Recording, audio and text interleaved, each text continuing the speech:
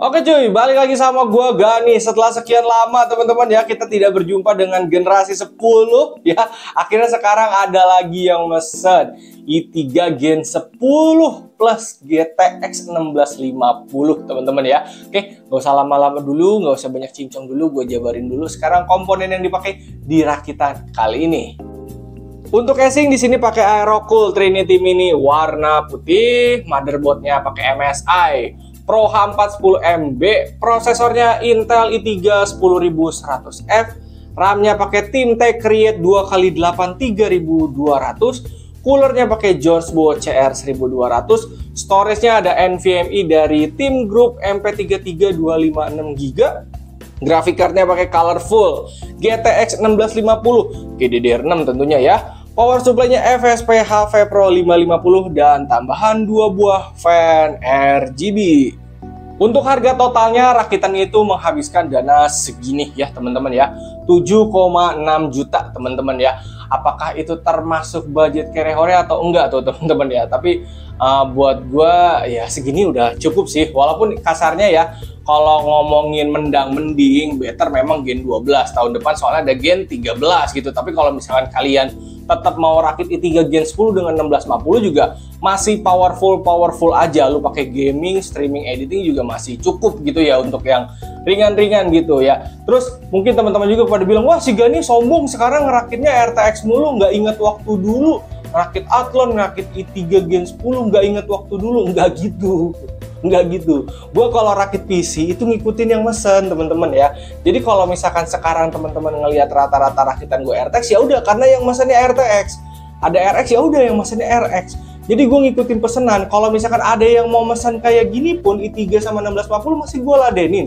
Dan kalaupun kalian ada yang mau mesen rakit model 5 jutaan pakai Athlon 3000G gitu ya, walaupun Athlonnya tuh sekarang udah pada prosesor tray gitu ya, garansi cuma setahun ya, gue juga masih ayo-ayo aja. Jadi gue kalau rakit PC itu ngikutin pelanggan gue, yang penting komponennya garansinya resmi, itu aja buat gue mah ya. Jangan pakai komponen bekas non garansi. Kan kalau misalkan garansi kayak gini kita tenang gitu ya, apalagi kalau misalkan kalian punya budget model kayak gini 7,5-an atau 7,6, rakit kayak gini juga udah bisa guys main game ringan kayak gitu, live streaming ringan juga udah bisa gitu. Kalian mau live streaming kayak gue cuman ngobrol dengan spek kayak gini juga udah cukup gitu ya teman-teman ya. Sebenarnya rakitan ini tuh tadinya budgetnya 6,9 juta teman-teman ya, di bawah 7 juta tadinya.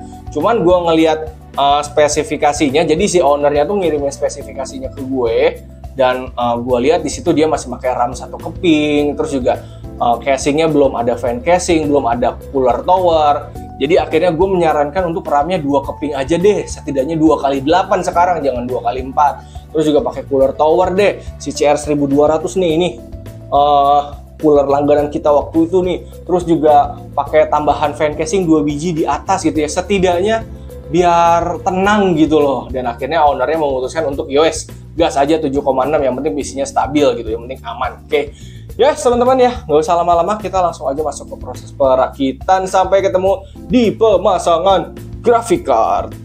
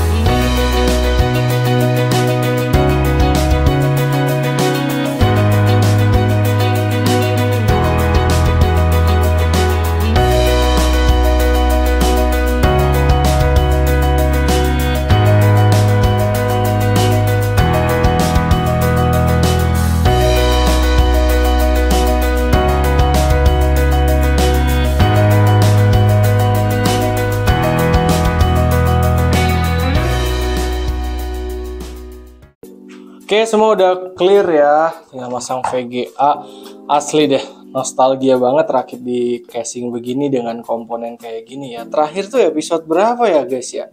Sekarang udah ada di episode 146 harusnya ini. 146, 145 ini. Oke. 3 Gen 10.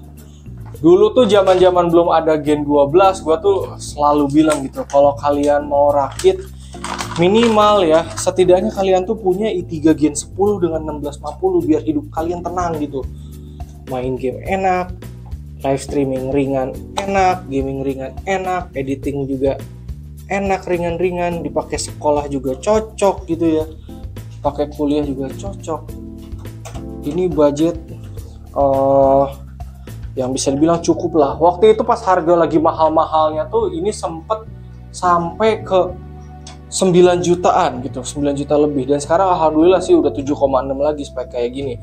Kalau nambah harddisk ya 8 juta, masih murah guys. Oke, kita tutup. Clear semua, rakitannya simple, tinggal sat, masangnya juga gampang guys, kayak gini mah. Oke, ini kok nggak mau masuk, apalagi nih. Ini kan nyangkut ke sini nih, nah gitu, baru ini dibaut. Hari-hari. Yuk teman-teman, karena udah kelar, mari langsung kita nyalain aja ya. Nah, udah dicolokin semua ya, nggak usah banyak cincong, langsung aja Bismillahirrahmanirrahim menyala. Wih, aman ya, gokil. Sekarang tinggal tunggu masuk ke BIOS aja. Ini FNF2 default.